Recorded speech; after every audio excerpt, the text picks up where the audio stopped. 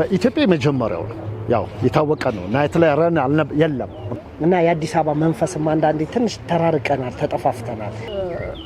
ከዚህ በልማቱ ምክንያት ከዚህ ከካሳንቺስ አካባቢ የተነሱት ወደ ተለያዩ ቦታዎች ትንሽ የከተማዋ ጫፍ አካባቢ ላይ ሄደዋል። ምክንያቱም እዛ ሄዱበት ትልቁ ነገር ምንድነው? እቺ ከተማዋን ለማልማት ብቻ ሳይሆን ለነሱም ለደህንነት፣ ለአየሩም፣ ለተለያዩ ነገሮች ሊሆን ይችላል ብዬ ስለማመን ነው። ይሄ እኔ እምነት ነው። ኃይሌ ጋር በጣም ማውራት ፈልጌ ነበር፣ ላውራ ፈልጌ ነበር፣ አላወራንም። ነገር ግን ኃይሌ ጋር ለመሄድ እንትኑ ፕሮሰሱ በዛ። አዲስ አበባ ምሽት እንዲህ ነች እንዴ ለካ እንደዚህ ውብ ነች እንዴ ብሎ ሁሉም አጨብጭቦ በሰላም ወደ ቤቱ እንዲገባ የሁል ጊዜ ተስፋችን ነው እውነት ለመናገር። ሰላም እንዴት ናችሁ? ውድ የጎልደን ቪው ሚዲያ ተከታታዮቻችን እንደምን ቆይታችኋል? እንግዲህ በዚህ ፕሮግራማችን የተለያዩ አዳዲስ ነገሮችን ወደ እናንተ እንደምናደርስ ይታወቃል። በሀገራችን ለመጀመሪያ ጊዜ የምሽት ሩጫ ሊካሄድ ነው። ይህም የሚደረገው በከተማችን አዲስ አበባ ስለሆነ የተበታተነውን የአዲስ አበባ ሕዝብ የሚያሰባስብ አጋጣሚ ነው ብለዋል አዘጋጆቹ። በዚህ ፕሮግራማችን የዚህን ዝርዝር ጉዳይ እናየዋለን። አብራችሁን ቆዩ። ይህ ዝግጅት ከመጀመሪያው ጀምሮ እስከ ማጠናቀቂያው ድረስ በተለያዩ የመዝናኛ ፕሮግራሞች የሚታጀብ ሲሆን መጨረሻው ላይ በሚደረገው የመድረክ ላይ ዝግጅት በሀገራችን ያሉ ታዋቂ አትሌቶችን ጨምሮ ከተወዳዳሪዎች ጋር ከ5000 በላይ የሚሆኑ ሲሆን ከተመልካቾች ጋር ደግሞ 10000 የሚጠጋ ቁጥር እንደሆነ ይገመታል ብሏል። በዚህ ልዩና ታሪካዊ ዝግጅት ላይም ከተሳታፊ የህብረተሰብ ክፍሎች በተጨማሪ ታላላቅ አትሌቶች፣ ከፍተኛ የመንግስት ባለስልጣናት፣ አምባሳደሮች፣ የውጭ ሀገር ዜጎችና የተለያዩ ሀገራት የኤምባሲ ሰራተኞች፣ በሀገራችን ያሉ አጠቃላይ የሚዲያ ተቋማት እንዲሁም ጥሪ የሚደረግላቸው በተለያዩ ሙያ ውስጥ ያሉ ተጽዕኖ ፈጣሪ ግለሰቦች ተወዳዳሪ፣ ተጋባዥና ታዳሚ ይሆናሉ ተብሏል። ለማንኛውም ከአዘጋጆቹ ያገኘናቸው መልእክቶች እንደሚከተለው እናስቃኛችሁ። እኛ አሰላ ተወልደን ባደግንባት ሀገር ላይ ብዙ አትሌቶች ፈልቀውባታል። አርሲ ላይ ብዙዎቹ መጥቀስ ይቻላል፣ እናንተም ታውቁታላችሁ። ከነ ኃይሌ ገብረስላሴ ጀምሮ ብዙዎቹ እነ ቀነኒሳ፣ እነ ደራርቱ ቱሉ፣ እነ ገንዘቤ ዲባባ ፋሚሊዎች ብዙዎቹን ታውቋቸዋላችሁና አርሲ ውስጥ በጣም ትልቅ የሩጫውን ለሀገራችን ትልቅ አስተዋጽኦ አድርገዋል። ይህንን ደግሞ ወደዚህኛ ደግሞ አምጥተን እዛ ሀገር ላይ ያየነውን ልምድ የሰማነውን ወደ ምሽት አምጥተነው አሁን እዚህ ላይ እንገኛለን። ይህን ጉዳይ ወደዚህ ልክ ስናመጣው እኛ በመጀመሪያ ደረጃ ጊዜው ሆነ፣ አሁን ጊዜው ስለሆነ ነው። እንደምታዩት አዲስ አበባ ከተማችንና የተለያዩ የክልል ከተሞች በኮሪደር ልማት በጣም ውብ ሆነዋል። አዲስ አበባችን እንደ ስሟ አሁን በጣም ውብ ከተማ ሆናለች እና ብዙ ጊዜ የተለመዱት እነዚህ የቀን ሩጫዎች አሁን ወደ ናይት ረን ወደምንለው ወይንም ወደ ምሽት ሩጫ እኛ ቀይረ ነው የተለያዩ የቱሪስት መስህቦችን ከፍ ለማድረግ ሀገራችንን በዓለም ላይ ለማሳወቅ እንዲሁም ተተኪ አትሌቶችን ለመፍጠር ይህንን ዝግጅት ጨርሰናል። እንትን አብሪቬሽን ነው። አፍላንዳ ማለት የአፍሪካ ላንድ ዴይ ኤንድ ናይት ረን ነው እና የአፍሪካ መዲና የቀንና የምሽት ሩጫ ወደ አማርኛው ስንተረጉም ይሄ ነው። ውድድሩ ያው የምሽት ሩጫ የማታ ሳይሆን የምሽት ሩጫ ነው። የሚጀመረው ከ12 ሰዓት ከ45 እስከ 1 ሰዓት ከ45 ይቆያል ብለን ገምተናል። ምክንያቱም ብዙ ሰዎች የማይሮጡ አሉ፣ ወክ የሚያደርጉ አሉ፣ የሚዝናኑ አሉ። 5 ኪሎ ሜትር አንድ ሰው 10 ደቂቃ ቢፈጅበት እንደ አትሌትነቴ ወክ አድርጎ 1 ኪሎ ሜትር 10 ደቂቃ ቢፈጅበት 50 ደቂቃ ትንሽ ጨምረን 60 ደቂቃ ቢሆን 1 ሰዓት ላይ ይጨርሳል ማለት ነው። ገብቶ ያንን እቅድ ውስጥ አስገብተን የሰራ ነው። የኮሮና እንትን ጉዳቱ ከፍተኛ ነው። በጣም በኃይል እንደዚህ ሰባብሮት ከሄደው ነገር ውስጥ አንዱ ቱሪዝሙን ነው። የኢትዮጵያን ብቻ ሳይሆን አጠቃላይ ቱሪዝሙን ሲጎዳው ደግሞ ለመጠገን ቱሪዝም በጣም ከባድ ነው። እንደዚህ በትንሽ ነገር ወዲያው ግንባታ አይደለም፣ የሲሚንቶና አሸዋ ግንባታ ሳይሆን የሚሰራ ስራ ነው። በመንግስቶች፣ በባለ ሀብቶች፣ በግለሰቦች የእያንዳንዱ ሰው መልካም ነገር የሚያዋጣው ነገር ነው ቱሪዝሙን የሚገነባው እና ከስብራቱ ቶሎ ያላገገመው ለዛ ነው እንዳጋጣሚ ሆኖ እንደድልም ሆኖ ሀገራችን ላይ በተለያየ ጊዜ የሚነሱ አንዳንድ አለመግባባቶች ምናምን የበለጠ ቱሪዝሙን እንትን ወደ ውጭ ያወጡት ምናምን እና አሁን ትንሽ ርብርብ እየተደረገ መንግስትም ትኩረት ሰጥቶት ሌሎቹም እንደዚህ ምክንያቱም ያንን መደገፍ ካልቻልሽ እንደ ግለሰብም ብዙ ጉሮሮች ሳይሸፈኑ ያድራሉ። ስለዚህ ቱሪዝሙን ሊጠቅም የሚችል ነገር ሩጫው ሆኖ ስላገኘሁት ይሄማ በጣም በጎ ሀሳብ ነው። ለዚህ ነገር አስተዋጽኦ ያደርጋል። አገራችንም በበጎ ይገልጻል። አገራችንን ያስተዋውቃል። በተወሰነ ደረጃ እዚህ አዲስ አበባ አካባቢ ያለውን የሰላምና የጸጥታ ሁኔታ ሰላም እንደሆነች ከተማዋ ለማሳየት ጥረት ያደርጋል።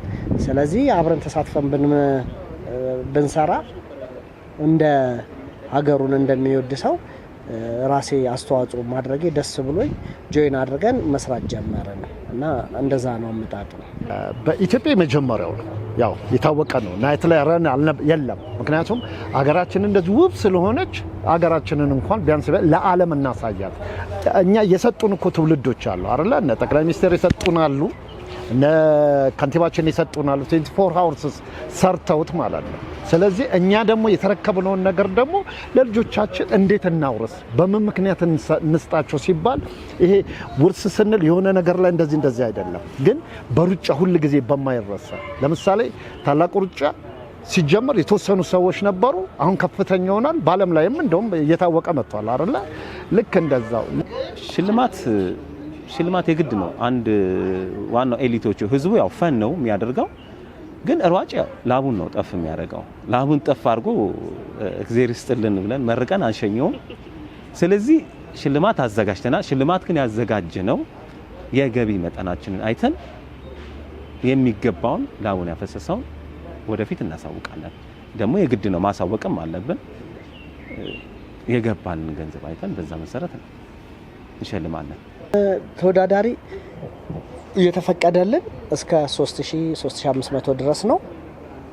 እኛ ግን አሁን ከመስተዳድሩም ጋር ለመስራት ስላሰብን ተወዳዳሪዎቹ 3000 ምናምን 3500 ይሁኑ እንጂ እስከ 10000 የሚሆኑ ሰው ይመጣል ብለን እናስባለን። ታሳቢነቱ እንግዲህ የአዲስ አበባን ከተማ ህዝብ ነው ታሳቢ የሚያደርገው። መቼም ህዝብ የሌለበት ከተማ አይደለ?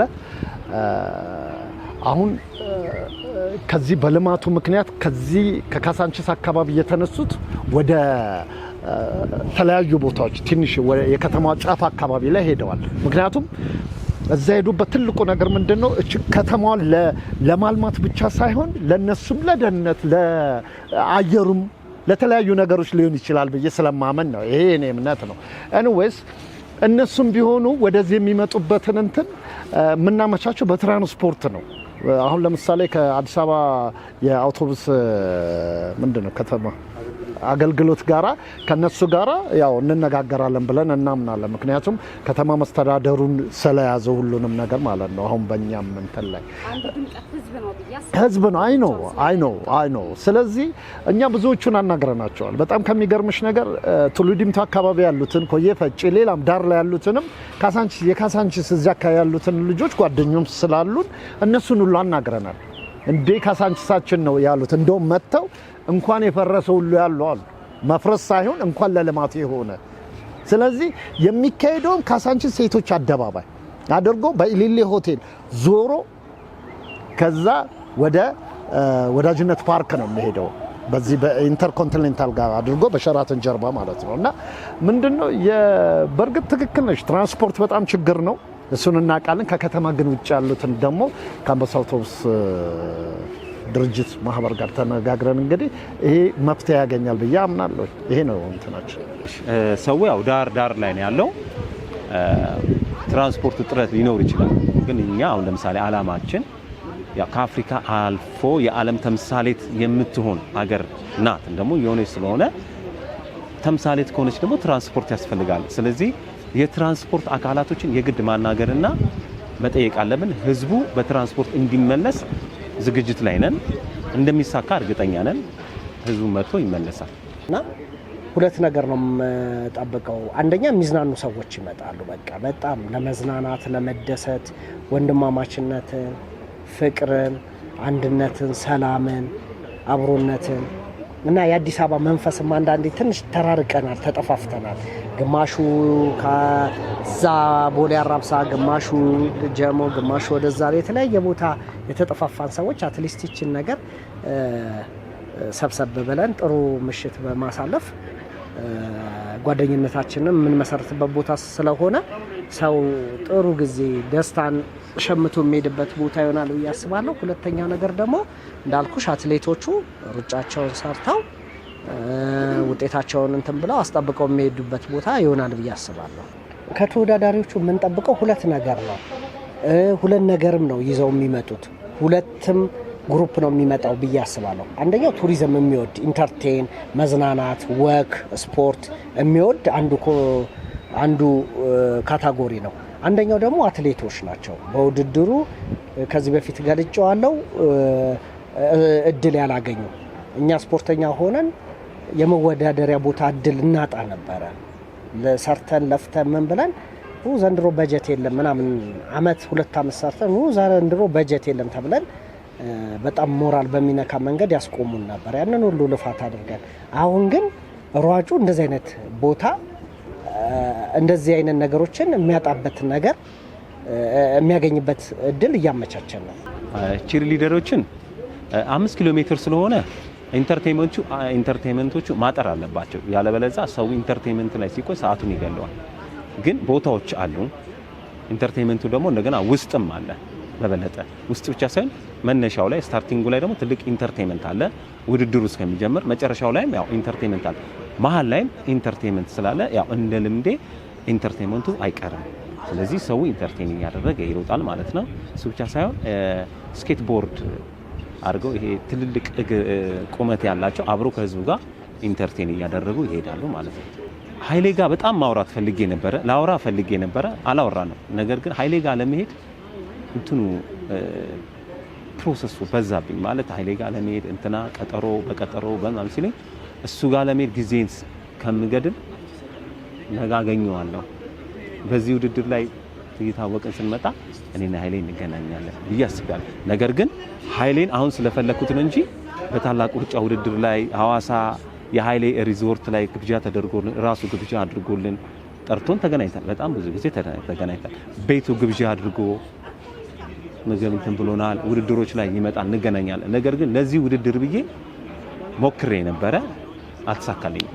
እያንዳንዱን ወጣት እያንዳንዱን እንደዚህ አዲስ የሆኑ ነገሮችን ሀሳቦችን መንግስትም ሆነ ባለሀብቱም ሆነ የትኛውም ሚኒስቴር መስሪያ ቤትም ቢያግዘው ይሄ ነገር መሬት ቢረግጥ መልካም ነው። ምክንያቱም ነገ ደግሞ እዚህ አዲስ አበባ ላይ ብቻ አይደለም ይሄ ነገር ቅድም እንዳልኩሽ የቱሪዝም ቅስሙ ስለተሰበረ አሁን ግን ጥሩ ስለሆነ እየተነቃቃ ስለሆነ ክልሎችም ላይ መነቃቃቱን እንፈጥረዋለን። መተናል ማለት ቱሪዝም ሎጎን አርማውን ይዘን ሄደን መተናል ማለት እንፈልጋለን። አይዟችኋለን ልንል እንፈልጋለን። እንደዚህ ቱሪዝም ላይ የሚሰሩ ክልል ላይ ያሉ ልጆች አሉ በጣም ደስ የሚሉ በጣም እና ፍቅር ብቻ ኖሯቸው ምንም ገቢ ሳያገኙ ከቱሪዝም ጋር የሚሰሩ ሰዎች አሉ በጣም ደስ የሚሉ።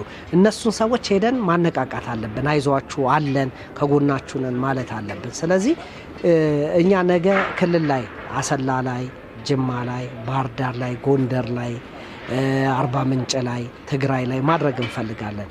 ስለዚህ ይሄ ሁሉ ድሬዳዋ ላይ እዚህ ሁሉ ሰፊ ስለሆነ ይሄንን ባለሀብቱም ሆነ መንግስትም ሆነ ሚኒስቴር መስሪያ ቤትም ሆነ ቢያግዙን ጥሩ ይሆናል ብዬ አስባለሁ።